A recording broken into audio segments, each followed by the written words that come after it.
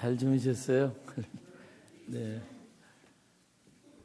우리 남선교회 회원들이 찬양을 이렇게 참 이 아침에도 힘있게 해주시는 걸 보니까 너무 든든하네요. 그리고 산타클라라 연합감리교회 정말 든든하다 하는 그런 생각이 드네요. 오늘 남성교회 나오신 분들은 아마 한 50세부터 60대 이렇게 되십니까? 한창 일하실, 네, 그러시죠? 정말 아주 너무 든든하고 너무 좋습니다. 우리 남성교회는 앞으로 더욱더 주님의 십자가를 지는, 아주 저는 그 찬송가 너무 좋아하는 찬송가인데, 십자가를 질 수 있나? 오늘 아침에 설교할 필요 없을 것 같아요. 네, 십자가를 지라고 여러분 오늘 이 말씀, 재물을 원하시는 하나님, 우리 말씀을 나누려고 그러는데, 우리 한번 남성교회 앞으로 더 우리 잘 하시라고 격려하는 의미에서 크게 한번 박수 한번 해줘.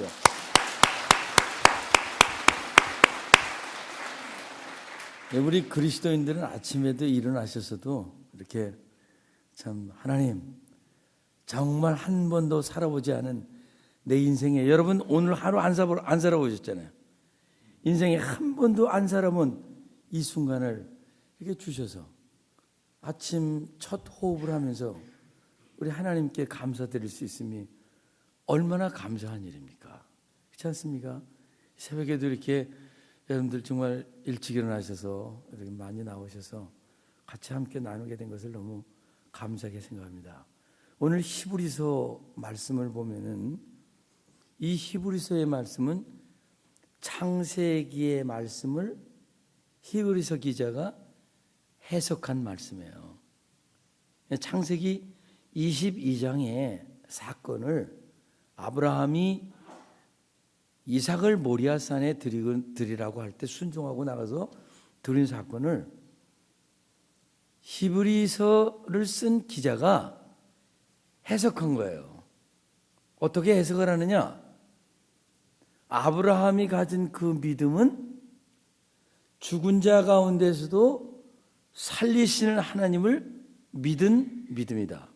이거 우리가 아브라함을 믿음의 조상이라 이렇게 말씀을 합니다만은, 그러니까 히브리서 기자가 오래전 이미 그 창세기에서 있었던 하나님의 사람 아브라함과 하나님이 가졌던 그 사건을 보면서 이 아브라함은 이미 그때 자기의 아들을 모리아산에 드리라고 하는 하나님의 음성에 순종하고 나갔을 때 그가 가진 이 순종의 믿음은 부활신앙이구나. 여러분 죽은 자 가운데서도 살릴 거를 믿었다는 게 뭡니까? 그건 부활신앙이죠. 죽은 자 가운데서도 살릴 거를 믿는다고 하는 그 믿음은 하나님이 내가 비록 이 아들을 보내지만 하나님 분명히 내 씨로 말미암아 이삭으로 말미암아 내 씨가 많아질 거라고 약속을 하셨으니까 하나님의 약속을 믿었으니 이삭은 죽을지라도 다시 하나님께서 바로 그 씨를 주실 거다. 그 말은 죽은 자 가운데서도 부활할 것을. 그러니까 히브리서 기자는 그 신앙을 부활신앙이라고 해석을 하는 거죠.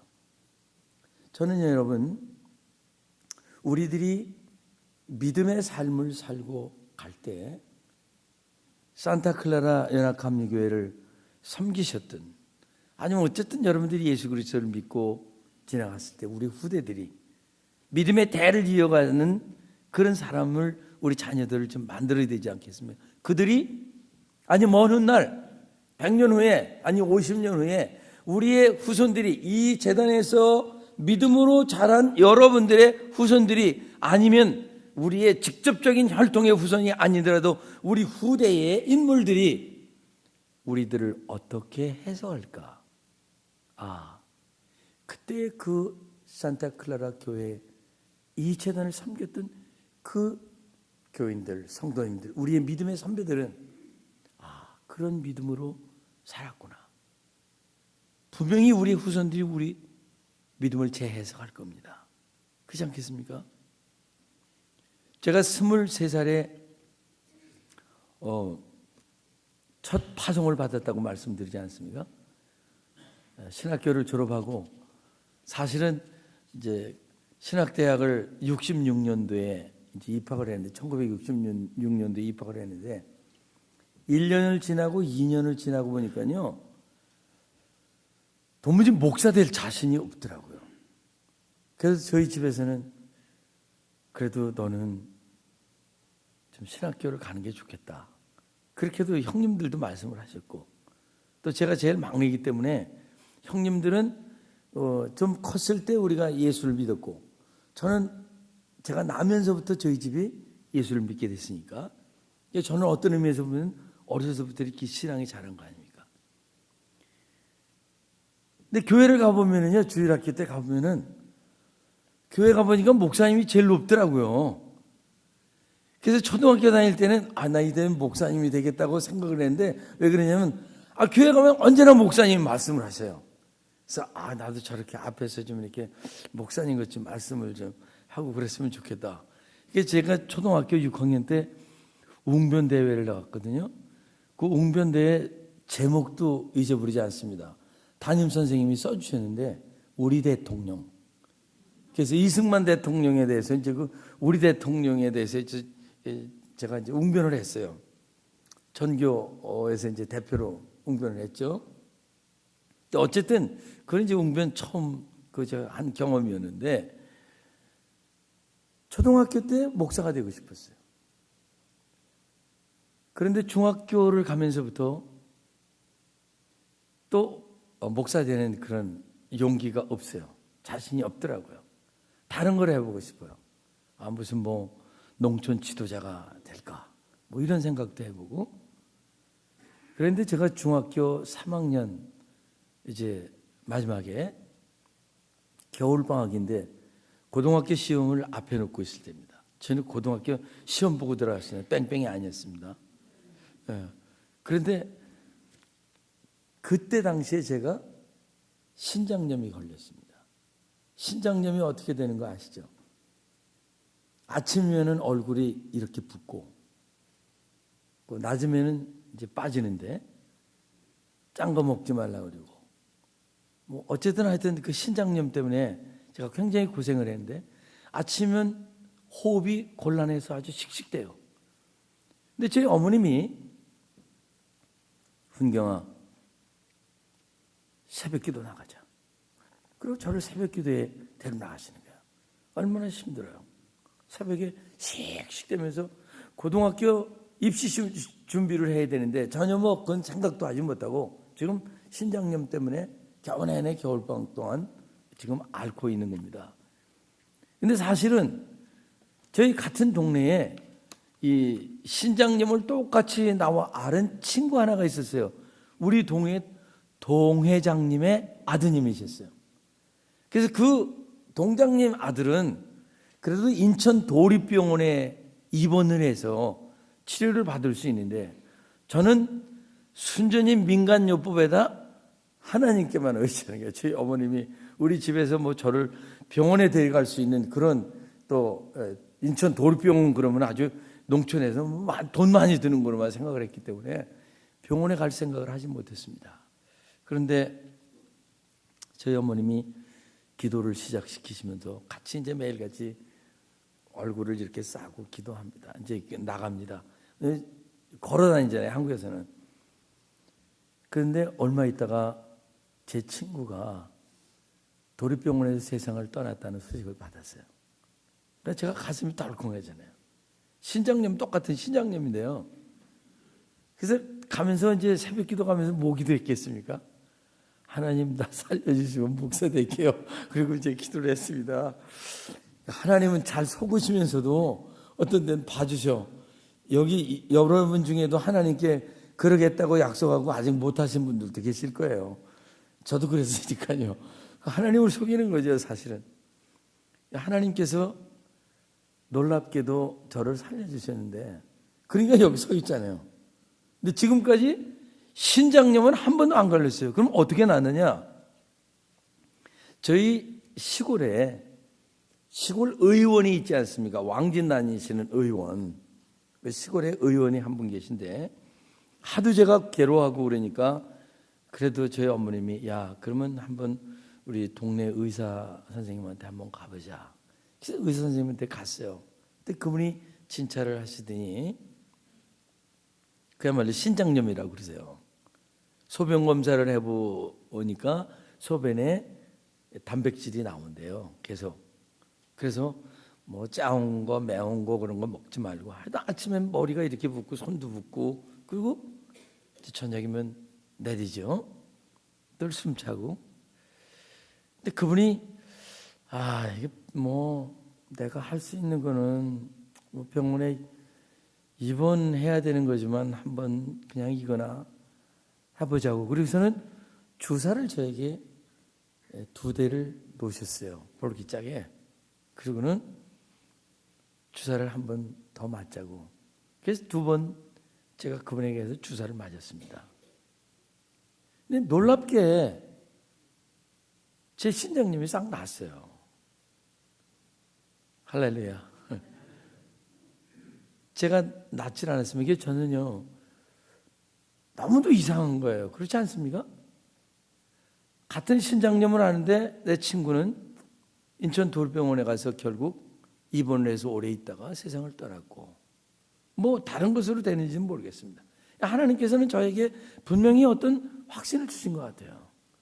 저는 주사 2대밖에 맞은 것이 없는데 어쨌든 그 이후로 질병이 났는데 한 번도 신장에 지금도 얼마 전에 피 검사를 하는데 신장 정상이라는 거예요. 정상적이래요.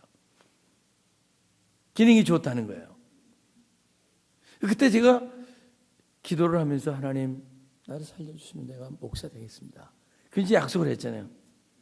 어쨌든 어떻게 고등학교를 들어갔어요. 뭐 시험 공부도 준비도 안 했으니까 그냥 정말 어떻게 고등학교에 들어간 것도 너무 감사하지 않습니까?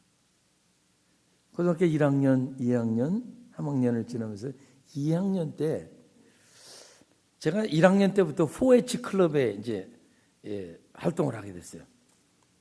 근데 2학년이 되면서 인천 경기도에서 인천 경기도 농촌진흥청에서 이제 농촌 그 4H 클럽 하는 사람들의 웅변 대회를 하는데 저희 동네에서 저를 자꾸 레코멘드를 해서 웅변 대회를 나가라는 거예요. 그 웅변은 뭐 이러는 게 아니에요. 이 농촌진흥청에서 하는 이제 뭡니까 경시 대회의 그 웅변은 어떻게 농촌에서의 그 생활 이런 거를 실생활에 옮길 수 있는 실질적인 그런 웅변이거든요. 그래서 용기를 내서 나갔습니다. 그래서 웅변대회에서 2등을 했어요. 그래서 목사 된 건 아닙니다. 어쨌든 그러면서 제가 내가 농촌 진흥을 위해서 이 농촌 개발을 위해서 그런 일을 좀 했으면 좋겠다라는 그런 마음을 또 이제 쭉 갖기 시작을 했는데 2학년 말 교회에서 이런 부흥사경회가 있었습니다. 그 부흥사경회 기간 동안에 놀랍게도 하나님께서 저를 사로잡으시더라고요. 그래서 제가 하나님께 이제는 신학교 가야겠습니다. 그럼 무릎 꿇을 수밖에 없겠더라고요. 그래서 단에 올라가서 부흥강사님에게 목사님 저 신학교 가기로 결정했습니다. 저를 위해서 기도해 주세요. 그리고는 바로 신학교 입학 원서를 갖다가 이제 고등학교 때 입학 지원을 냈습니다. 1차로 그냥 갔죠. 그런데도 2년 동안 신학교를 다니면서 목사 될 자신이 너무 자신이 없는 거예요. 그래서 어느 날 2학년을 담임하고 계신 우리 김철성 교수님에게 목사님, 교수님 제가 지금 교수님께 상담할 게 있습니다. 그랬더니 왜 그래? 내 교실에 와, 내 사무실에 와. 사무실에 갔어요. 가가지고 제가 제의한 게 뭐냐면 교수님 아무래도 저는 학교를 좀 쉬는 게 좋겠습니다.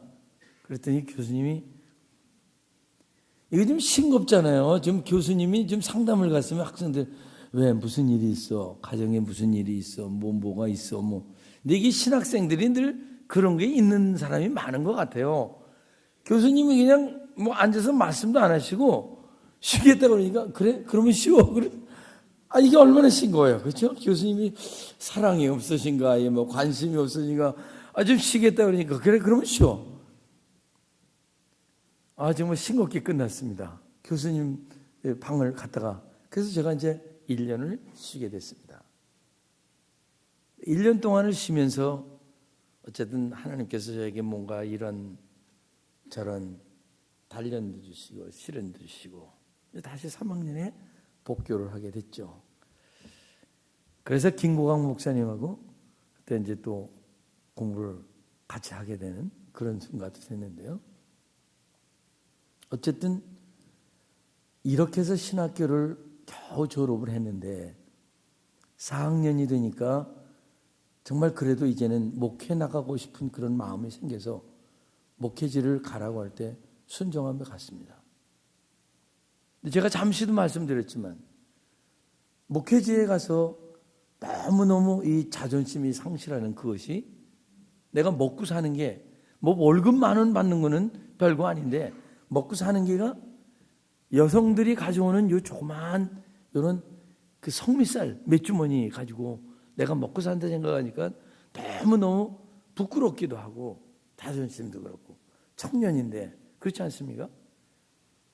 그런데 저의 이 목회자로서 목회자가 어떤 사람이다, 목회자는 어떤 삶을 보고 사는 거다라고 하는 것을 깨우쳐 준 것이 바로 그 첫 번 교회에서 있었던 한 사건이었습니다.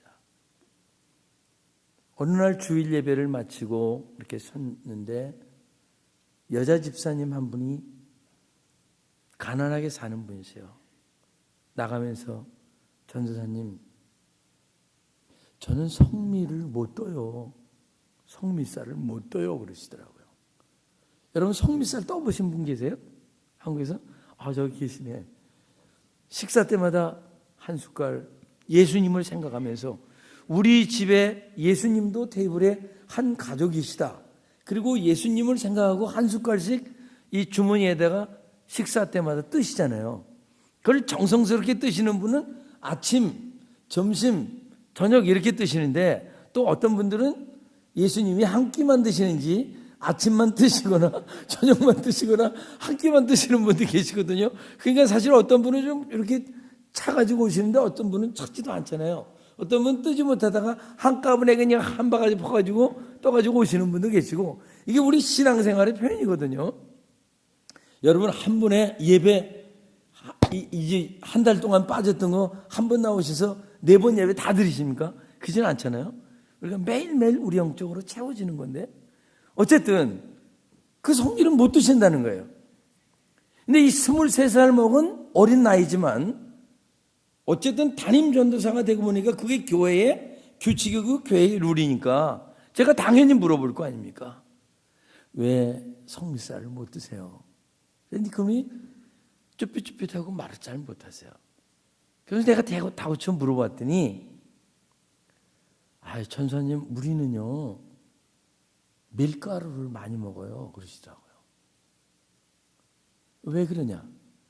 딸만 4인데 두 부부하고 6 식구가 사는데 이렇다 할 직업이 없는 분이에요.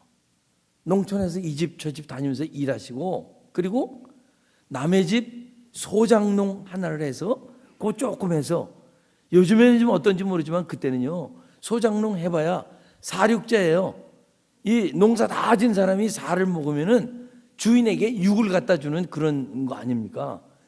그런 상태에서 그 바다에 얼마나 되겠어요? 그런데 밀가루를 잡수시기 때문에 성미쌀을 못 드신다는 거예요. 그래서 제가 집사님 나도 밀가루 먹으면 되죠. 저도 어려서 밀가루 많이 먹었거든요. 수제비 또 이렇게 밀어서 하는 칼국수 그런 거 많이 먹었거든요. 그렇게 먹고 자랐죠. 여러분 그러신 분들 안 계시겠어요? 이 중에 연세 드신 분들은 다 우리 그런 시절이 있지 않았습니까? 그때 당시에는 얼마나 아이들이 추워가고 가난한지 제가 어렸을 때를 기억해 보면요, 아이들 여기가 반질반질했어요. 왜 그런지 아십니까? 코가 여기까지 나와요. 그래서 반질반질했어요. 얼마나 가난한지. 찢어지게 가난한다는 말이 무슨 말입니까? 문푼지가 찢어지고 창호지가 찢어지고 카트 땜질하느라고 그렇게 가난했잖아요. 그런 시절 우리 지나왔잖아요. 지금은 다 잊은 것 같아도 제 마음이 참 아프더라고요. 밀가루를 온 식구들이 많이 먹는 것 때문에 성미를 못 든다.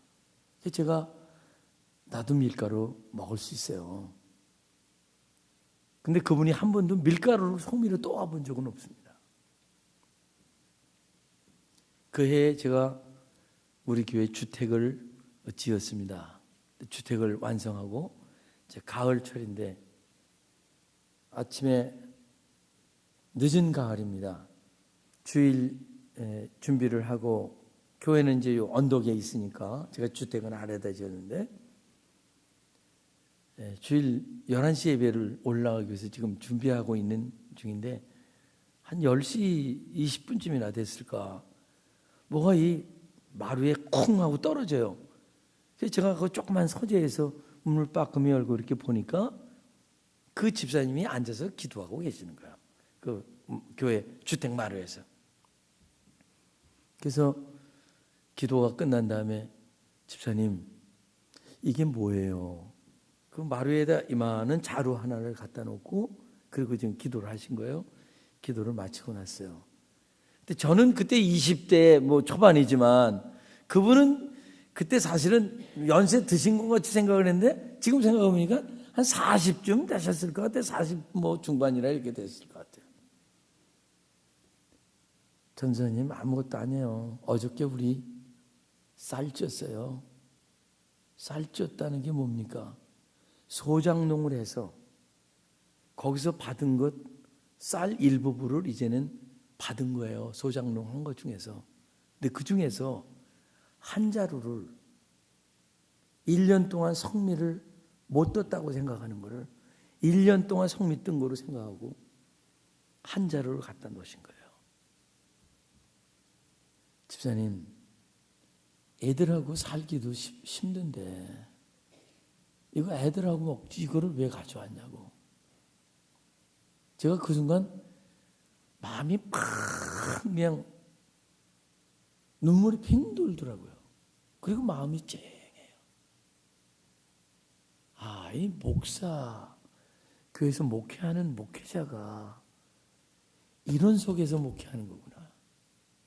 힘들고 가난하고 어려운데 주님 사랑하는 그 마음 때문에 여러분 저 먹으라고 그분이 그거 저 때문에 가져왔겠어요?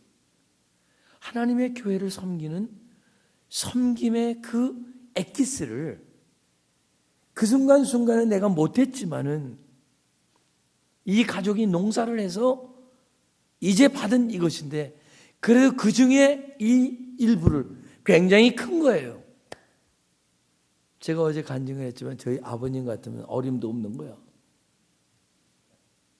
남에게 주지도 않고 꾸지도 않는 그런 마음을 가지고 어림도 없는 거 아니겠어요? 제가 그때 받았던 목회라는 게 어렴풋하게 이런 속에서 이런 성도님들에게 하나님 사랑이 어떤 것이고 하나님이 우리의 삶을 어떻게 인도하시고 우리는 하나님을 위해서 어떻게 살아야 되고 무엇을 하나님을 위해서 섬겨야 되는가 하는 것을 내가 알고 고백하며 살아야 되겠구나. 그것이 목회자의 삶이구나. 그걸 깨달았습니다. 첫 번 그것이 저에게 목회자가 걸어야 되는 길을 가르쳐 준 거예요. 제 자화상을 발견하게 하고 저의 자의성을 깨우쳐 준 거예요. 여러분 그런 속에서 유식한 설교를 많이 한다고 하는 것이 무슨 의미가 있습니까? 그렇죠? 그들을 사랑하고 그들과 함께 하나님을 같이 섬기며 주님께서 우리에게 원하시는 길을 조금씩 가는 거, 그게 목회요? 또 그것이 하나님 저에게 맡기신 사명이 아닌가. 오늘 성경 말씀이 바로 이런 것을 우리에게 말씀하는 거예요. 여러분, 산타클라라 교회, 이 교회를 섬기시면서 주님의 몸이신 교회예요. 이 교회가, 그렇죠? 주님의 몸된 교회예요. 예수 그리스도는 우리의 구주라고 하는 것을 고백하는 우리들의 믿음 위에 세워진 교회이기 때문에 이 교회는 예수님이 말씀하신 대로 내가 이 믿음, 네 고백 위에 내 교회를 세운다, 예수 그리스도의 교회를 세운다고 하셨기 때문에 이 교회는 주님의 교회예요. 이 지상에 있는 어떤 교회도 주님의 교회예요. 예수님의 교회예요. 그리고 예수님의 몸이에요. 그렇기 때문에 주님의 몸인 교회를 우리는 섬겨야 될 책임이 있죠. 그런데 그런 섬김에는 언제나 하나님께서는 재물을 원하십니다. 그 재물이 없이는 무슨 일이 되질 않죠. 재물이 과연 무엇입니까? 창세기 22장에 보면 아브라함의 이야기를 이렇게 말씀합니다. 아브라함아, 그 하나님께서 부르시죠. 성경 말씀에 보면 그렇게 돼 있어요. 22장 앞부분에 보면 내가 사랑하는 독자 이삭을. 여러분, 이 표현이 아주 단순한 것 같은데 대단한 거거든요. 내가 사랑하는 뭐, 내가 사랑하는 무엇, 그를 하나님 앞에 바쳐라는 거예요. 내가 사랑하는 독자 이삭을 내가 지시하는 땅으로 가서 번제로 드려라, 그렇게 말씀하시잖아요. 근데 그 앞부분에 보면 하나님이 아브라함을 시험하시려고. 근데 성경에는 뭐라고 그랬어요? 하나님은 우리를 시험 안 하신다고 그러셨잖아요. 근데 여기에 말씀하는 이 시험을 안 한다고 하는 얘기는 우리를 이렇게 뭐라 그럴까요? 떨어지게 하기 위한 그런 시험이 아니고, 여기는 테스트예요, 테스트. 여러분들 학교에서 테스트는 해야 되지 않습니까? 공부를 아무리 잘했어도 어쨌든 테스트를 거치지 않습니까? 그러니까 우리의 믿음 상태를 테스트 하시는 거예요. 유혹하는 그런 시험이 아니고, 하나님께서 미혹하는 그런 시험이 아니고 우리를 테스트한다. 그러니까 아브라함을 테스트하시는 겁니다. 그의 믿음을. 무엇입니까? 그러면 테스트를 해야 인정이 되는 거 아닙니까? 우리는 수없이 많은 테스트를 거쳐왔습니다. 한국 분들은 특별히 시험에, 여러분 여기 하나님이 테스트하는데 시험 듣지 마십시오. 시험에 시험 드는 분들이 많잖아요. 우리 테스트는 거쳐야 되잖아요. 어쨌든 훈련을 받아도 그 테스트의 어떤 기준을 거쳐야 되지 않습니까? 하나님께서 아브라함을 테스트하시려고. 그런데 그 테스트가 무엇입니까? 아브라함이 가장 사랑하는 것. 이 사랑하는 것을 하나님이 얼만큼 사랑하는지를 보시는 거예요. 데이트 하시는 분들이 얼만큼 사랑해요? 이만큼 사랑해요? 제일 사랑해요? 여성분들은 또 남성분들도 그렇고 서로가 좀 믿거나 안 믿거나 사랑한다는 고백 자주 하십시오. 여보, 내가 당신 사랑해. 내가 당신을 사랑해요. 그런 고백을 우리 자녀들도 원하지 않습니까? 어떤 경우 미국에서 자란 아이들은 우리 엄마 아빠가 사랑 고백을 저렇게 안 하는데 어떻게 저렇게 잘 살아가는지 모른다. 그런 얘기를 우리 여기서 자란 아이들은 그렇게 얘기하지 않습니까? 하나님을 사랑하는데 과연 네가 사랑하는 것과 하나님 사랑하는 것과 한번 테스트해보자. 하나님께서 모리아산으로 이 아브라함을 아들을 데리고 가라고 했습니다. 아브라함이 아침 일찍이 아이를 데리고 갑니다. 여러분 한번 생각해 보십시오. 100세의 아들을 낳았는데 그 100세에 낳은 아들이 지금 12살, 13살 한 12, 3년. 우리 고등학교 가고 대학을 가면 아이들이 품에 잘 안 들어오죠. 미국에서는 요즘엔 서로 인사가 허그니까 하지만 초등학교, 중학교 1, 2학년 그때까지 부모님 품에 이렇게 딱 들어왔던 아이들이 이제는 커지면서는 그렇지 않지 않습니까? 그러니까 아브라함이 100세에 낳은 아들 이삭이라고 하면은 얼마나 그 마음속에 애지중지했던 것을 우리는 안 봐도 상상할 수가 있습니다. 늦게 자녀를 보신 분들은 그런 마음이 있을 거예요. 우리 큰아이가 둘째 아이가 6년 반 만에 이제 터울이 6년 반이에요. 그러니까 저희 큰아이가 저희들에게 그렇게 컴플레인을 안 해도 이런 얘기를 합니다.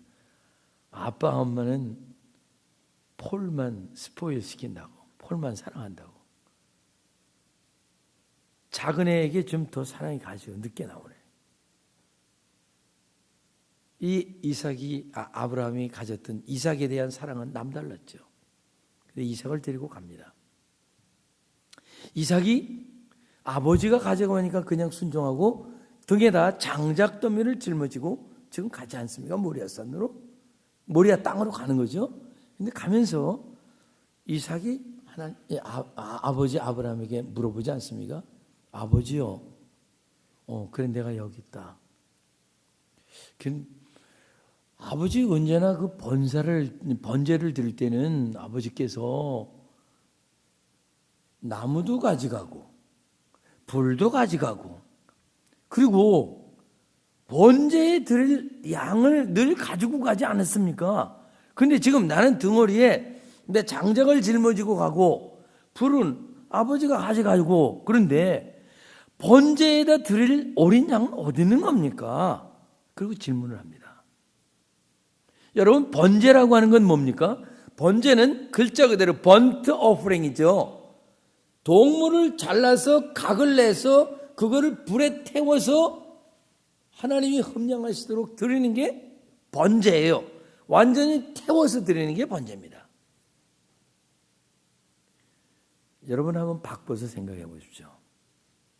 여러분의 아들이 지금 그런 순간인데 여러분에게 질문을 던졌다고 생각하십시오. 어떤 분들은 성서를 해석하는데 관심이 딴 데 있어. 그런 데 있지 않고 하나님이 그러면 뭐 인간 재물을 원하셔서 이삭을 바치라고 그랬냐. 하나님이 이삭을 바치라고 한 건 인간 재물을 원하신 게 아니죠. 테스트 아닙니까? 여러분들이 가장 사랑하는 것, 어쩌면은 여러분들이 가장 사랑하는 그것이 대상이지 인간 재물을 요하시는 건 아니지 않습니까? 우리에게 가장 사랑하는 게 뭔가? 내가 건강입니까? 재물입니까? 아니면 우리 자녀들입니까? 하나님께서 아브라함이 가장 사랑했던 100세에 낳은 아들 이삭, 그 아들을 가장 정이 많이 붙었을 그때 하나님께서 당신의 제물로 드리라고 테스트를 합니다. 어느 영화에 보니까 이 아브라함의 모습을 그냥 순종하고 우리는 갔다고 이렇게 성경이 기록을 하고 있지만 여러분 정말 그냥 순종하고 갈 것 같습니까? 우리가 아마 우리에게 소중한 것을 하나님께 내놓아야 되는 그 순간이 되면 스트라글 할 거예요. 몸부림칠 거예요. 하나님이 이럴 수가 있습니까? 그리고 어느 영화에 보니까 아브라함이 하나님께 막 부르짖으면서 그냥 몸부림치는 그런 모습을 그렸어요. 어쩌면 그것이 정말 인간적인 모습일 거예요. 아주 소중한 걸 바치라고 하는데 그리고 그냥 선뜻 내놓는다고 그러면 아마 어쩌면은 그거는 진짜 마음속에 남는 거 아닐지도 모르죠. 제 아내가 조옥에 앉아 있습니다만 제 아들이 1년 동안 이라크에 가서 근무를 하게 됐어요. 저는 알죠. 저는 군대 생활을 했고 또 남자이기 때문에 더 깊이 가면 남자들은 낳지는 않았잖아요. 그렇죠? 근데 어머니들은 진짜 죽을 진통을 겪으시면서 아기를 낳잖아요. 모성애가 우리 아버지들이 생각하는 뭐 깊다고는 그러지만 모성애가 더 큰 것 같아요. 아들이 1년 동안 이라크를 가 있는 동안 아마 어느 때보다도 더 열심히 하나님께 기도한 줄로 저는 알아요. 확실해요. 그건. 제가 안 봐도 알아요. 저보다 더 열심히 기도했을 거예요. 그 아들이 무사하기를 위해서 늘 기도하는 거죠. 여러분 어떻게 했어요? 아브라함이 정말 스트럭을 하면서 하나님께 이 아들을 정말 바쳐야 됩니까? 근데 그런 믿음 속에서 가서 모리아산에서 지금 아들을 놓고 지금 묶었습니다. 묶어놓고 칼을 들어서 치려고 하지 않습니까? 하나님은 약속의 하나님, 언약의 하나님. 그 언약으로 내 씨가 바다의 모래알같이 하늘의 별같이 많겠다고 약속하신 하나님이신데 그 언약을 아브라함이 믿지 않았다면 정말 그렇게 이삭을 드릴 수 있었을까? 이삭을 번제물로 칼로 내려치려고 하는 그 순간 아브라함아 아브라함아 부르지 않습니까? 창세기 22장에 보면요 12절에 뭐 그렇게 돼 있잖아요. 내가 이제야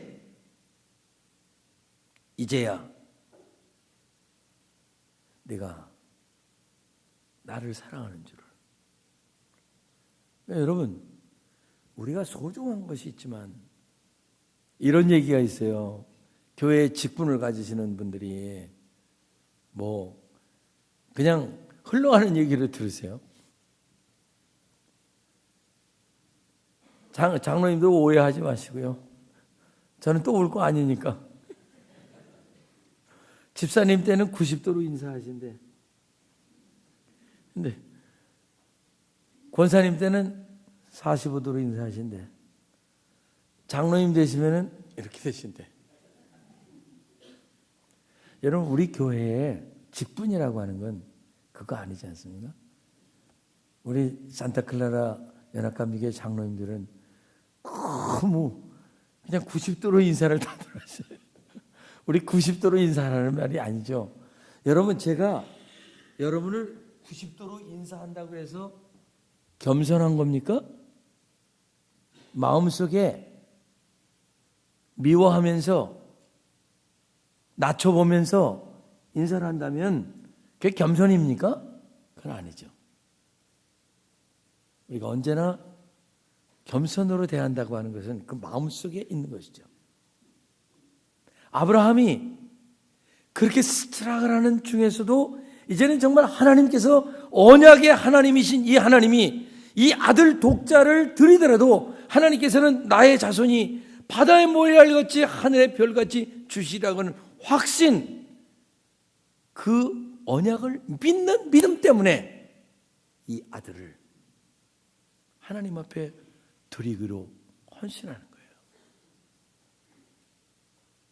여러분 우리들이 하나님의 교회를 섬기고 신앙생활을 한다면서도 이삭처럼 언제나 질문 속에 있는 때가 많습니다. 아버지, 번제할 어린 양은 어디 있습니까? 하나님은 재물을 찾으십니다. 번제할 어린 양을 찾으십니다. 근데 번제할 어린 양은 누구였습니까? 번제할 어린 양은 장작 더미를 짊어지고 가는 이삭 그 자신이었습니다. 교회가 선교를 해야 됩니까? 누가 선교지를 가야 될 겁니까? 이번엔 아무개가 맞는 것 같아. 아무개가 맞는 것 같아. 누가 선교지에 가야 됩니까? 기도하세요. 그러다 보면 어느 날 여러분의 심령 속에 하나님 저보고 가라시는군요 하는 그 음성을 우리들이 듣게 되죠. 하나님 앞에 재물을 찾으시는 하나님 앞에 과연 재물은 누구입니까? 재물은 나인 거예요. 변화의 첫 단계 저부터 이루어져야 되죠. 섬김의 첫 단계, 저부터 이루어져야 되죠. 봉사의 첫 단계, 저부터 이루어져야 되죠. 하나님은 어느 시대든지 재물을 찾으십니다. 2014년 산타클라라 한인연합 감리교회가 하나님 앞에 무언가 하시고 나가시는 그런 계획이 있으시고 일이 있으실 겁니다. 일 가운데 누가 재물 될 것입니까? 백만장자가 재물이 됩니까? 억만장자가 재물이 됩니까? 힘들고 어렵게 살아가는 저지만 하나님, 저를 통해 재물을 찾으시는군요. 이런 결단이 우리 심령 속에서는 있어야 될 줄로 믿습니다. 2014년을 여시는 사랑하는 우리 성도님들, 여러분들 심령 속에 재물을 찾으시는 하나님, 이 재단의 재물이 누구일까? 이 재단의 재물을 찾으시는 우리 하나님께, 우리 모든 성도님들이 내가 정말 주님의 재단 앞에 재물이군요 하는 것을 마음속 깊이 깨닫고 주님 앞에 헌신하게 될 때, 주님은 분명히 히브리서 기자가 아브라함을 재해석하는 믿음의 해석을 하는 것처럼 우리들의 후손들이 2014년도에 아니 2000년대에 산타클라라 연합감리교회를 섬겼던 우리의 믿음의 선배들이 이런 믿음의 사람들이었다고 분명히 우리들을 해석할 것입니다. 믿음의 재물을 원하시는 하나님, 이 재단에 정말 기뻐하시는 재물을 원하시는 하나님, 이 새벽 여러분과 저를 연합감리교단의 재물이요, 아니 좁게는 이 산타클라라 연합감리교회 재물로 우리들을 찾으시지 않습니까? 아직도 우리의 마음속에서 재물이 누구입니까? 이 질문만 맴돌고 계실 겁니까? 이 새벽에 하나님이 우리를 왜 부르셨습니까? 우리 한번 이 새벽에 우리들 조용히 한번 하나님 앞에 우리들 스스로의 믿음을 물어보는 이 시간이 됐으면 좋겠습니다. 우리 함께 조용히 기도하십시다. 반주 좀 해주시고요. 하나님은 오늘도 당신에게 묻습니다. 저에게 물으십니다. 이 시대에 과연 하나님의 거룩하신 역사를 위해서 재물이 어디 있느냐고, 재물이 누구 있느냐고, 선교의 재물이 누구냐고, 이 재단을 섬김의 재물이 누구냐고, 이 재단의 화평을 위해서 일할 사람이 누구냐고 재물을 찾으십니다. 여러분에게 질문하시는 우리 주님의 질문에 여러분은 어떻게 대답하시겠습니까? 이삭이 아버지 번제할 어린 양은 어디 있습니까? 주님의 교회를 위해서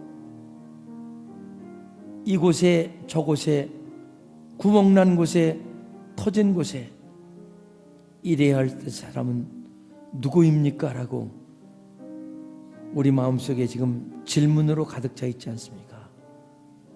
이 시간 나를 묶으시는 하나님의 밧줄에 묶이십시다. 주님, 제가 여기 있습니다. 제가 재물인 것을 몰랐네요. 제가 하나님의 거룩한 제단에 재물인 것을 몰랐네요. 제가 소중하게 여기는 이것이 하나님 제단의 재물임을 몰랐네요. 주님, 저를 사용하세요. 써주세요.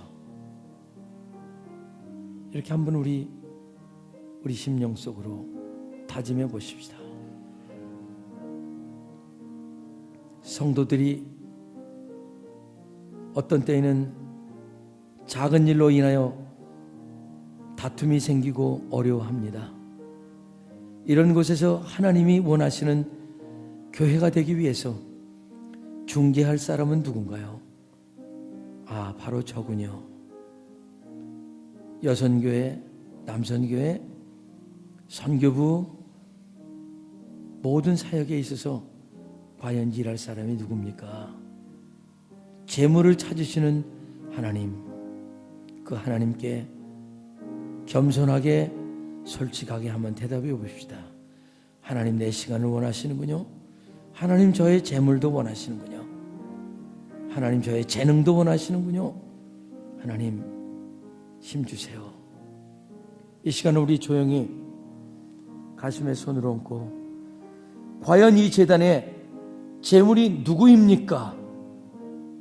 그런 질문을 던지시고 여러분에게 요청하시는 주님의 음성을 다시 한번 듣고 결단하시는 시간이 되십시다. 잠시 동안 기도합니다. 기도하십시오.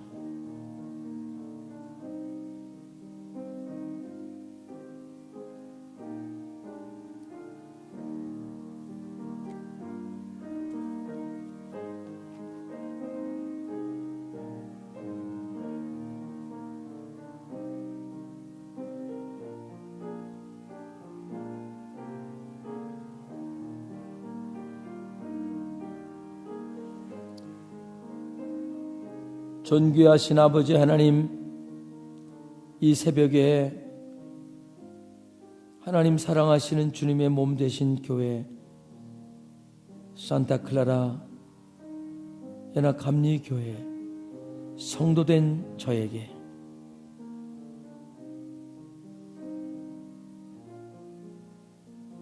이 제단의 제물이 바로 너라고 말씀하시는 주의 음성을 듣게 하시니 감사합니다.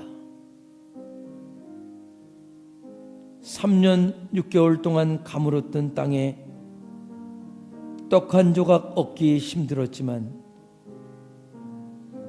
사렙다 과부의 떡 한 조각을 원하셨던 주님,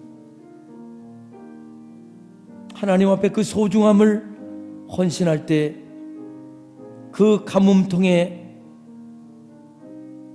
밀가루통과 기름병이 마르지 아니했다 했는데 하나님, 저희들의 헌신이 하나님 앞에 드려질 때 우리의 삶에 늘 풍요함이 있을 줄 믿습니다.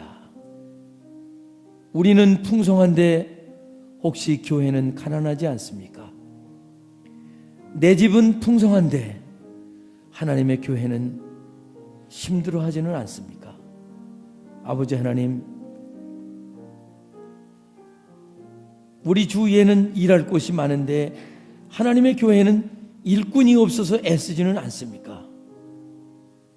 오늘 저를 부르시는 하나님의 음성 앞에 겸손히 제 자신을 드립니다. 주님, 주의 제단에 제물 되게 하옵소서. 그리고 주의 제단을 통해서 하나님 영광 받으시옵소서. 예수 그리스도의 거룩하신 이름 받들어 기도드리옵나이다. 아멘.